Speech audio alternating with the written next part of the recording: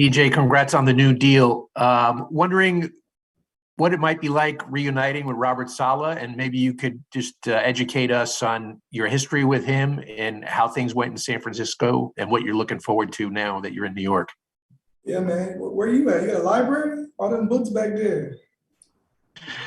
Just a very messy bookshelf, that's all. A lot of books. That says a lot about you. That's dope. But yeah, Coach Saleh, I mean, he's a great coach. When I was, on the Niners, he was a defensive coordinator.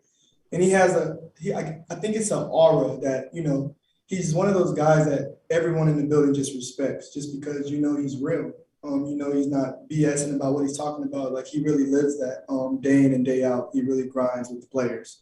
And I think that's why he's a players coach.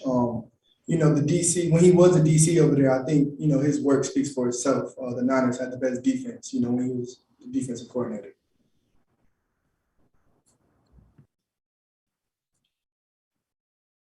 DJ, this cornerback group is pretty young, and they've gotten some experience by playing right away. You have a ton of experience. Do you think of yourself as somebody coming in to be that number one cornerback and helping along some of these young guys in that secondary? Oh yeah, without a question. I feel like I'm a CB1. I think it's obvious, but people look at my height and they say, "Oh, he's a good CB2." But no, if you watch my tape from last year and the year before that, it's CB1. My stats compared to the All Pros this year, to Jalen Ramsey, to AJ Terrell, to who else was it? To JC Jackson. My stats are right there with those guys. So I mean, I'm gonna take another step this year, but I will call myself a young veteran. Obviously, I play smart because I know the game and I communicate and I want to learn, and I'm still learning. But on top of that, I'm only 25 years old, so I'm still young.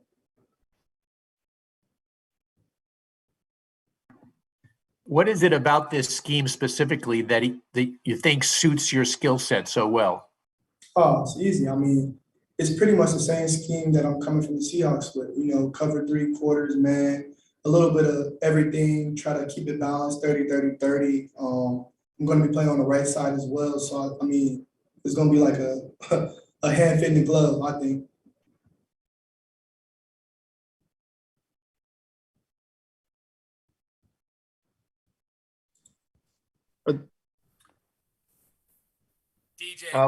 DJ, did you know Jordan Whitehead at all before today? It seems like based on Twitter, you guys hit it off a little bit in the facility today. What's that relationship and coming in with another guy in the secondary at the same time? Nah, it's funny because I don't know him, but I know when I see a dog on tape. And, he posted something on Twitter before free agency, and I was like, even before we both came here, I liked it. I favorited it on Twitter because I'm like, you feel me? Dog, respect dog. I know a dude that's a dog. He has that different type of mindset. I already could tell just from the tape. So, we kind of hit it off on Twitter, but I just kept it real. I'm getting to play with a dog. This is going to be fun. So, I can't wait to get in and work with him.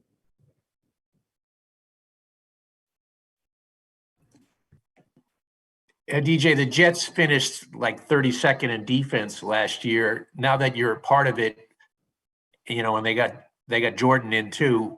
What do you think it's going to take, or how close you guys are to becoming, to getting up a notch or two and getting out of the basement in terms of defensive rankings? Yeah, I mean, I think it's going to be great. Last year was last year, same as everybody.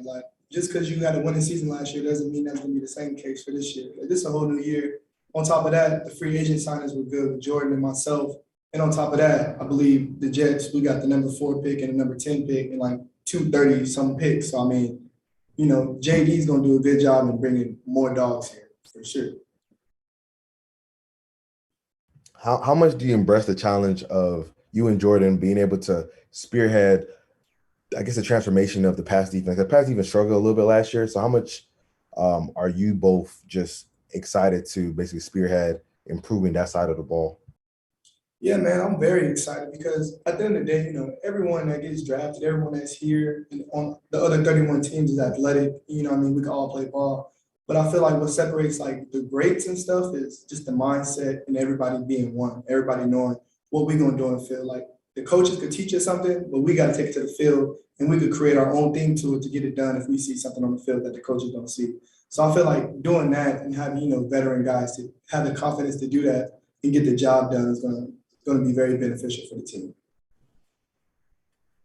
You seem like a very confident guy just in the couple minutes that we were talking to you. Do you think of that as something that a cornerback and player at this level needs to have? And is that something that developed with you, or have you just like been a confident guy and it's kind of helped you succeed at this level? Yeah, man. I mean, honestly, man, I knew I was gifted like in high school, even when I had no offers. Like I knew that I was special. I knew that God created me as his masterpiece. I knew that my work ethic was unmatched. I knew that, God blessed me with certain traits that I have that translate great to the football field. So for me, I've always been confident, and in just my story, and I'm still writing it.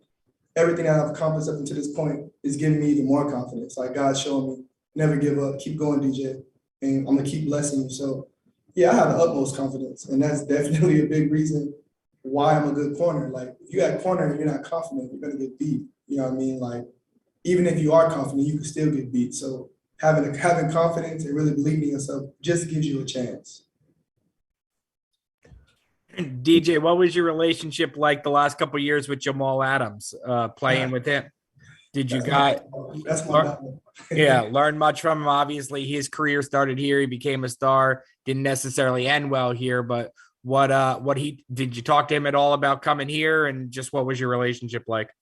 Yeah, man. JA, that's my dog, man. Him and Diggs, but JA is one of a kind. He's so passionate, and I think people mistake his passion for other things that aren't good. But for me, he's super passionate. He cares about football. He's one of those guys that he's always working.